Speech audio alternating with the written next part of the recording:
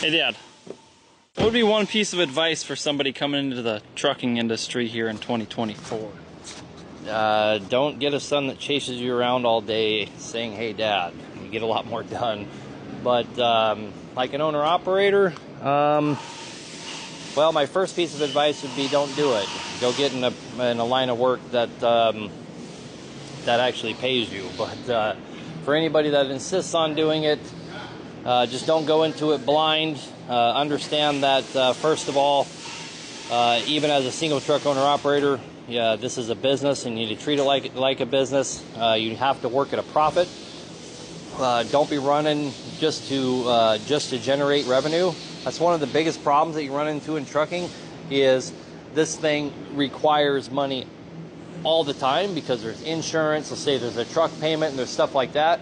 So guys will run loads that they break even on just to keep a revolving line of revenue coming in so they can make those minimum payments or whatever it might be. The problem with that is your tires are getting wore out, your brakes are getting wore out, your torsion arms that torsion arm is wore out, but you get what I'm saying, and so on and so forth. You're doing wear and tear, you're damaging it.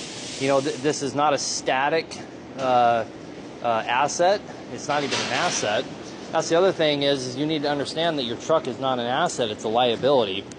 And so many guys go into trucking viewing the trucks as assets, and they're not. They're liabilities. They don't fit any of the criteria for an asset. So when you're starting a business that is permeated on liabilities, it's already a really bad business model. So you can't afford to run at a deficit. You can't afford to run at break even. You have to make a profit. And one of the ways that you figure out if you're making a profit is you need to calculate out what you're making by the hours that you're spending, and you need to make sure that your truck is making X amount of dollars per hour.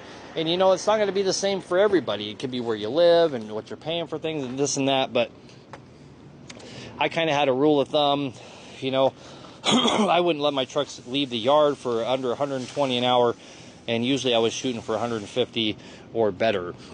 And, you know, and I might be running loads by the ton or something like that, but I'm going to sit down and look at how far we got to go and this and that, and calculate, and, you know, include digging in your butt or whatever it might be, and try and figure out what we're making by hour and make sure that we are staying above a certain threshold. So the number one thing is just beyond having some business sense, keeping your business, you know, your papers and all that kind of stuff in order, is you have to make a profit. So once you've figured that out, my next piece of advice would be don't be tempted to buy another truck.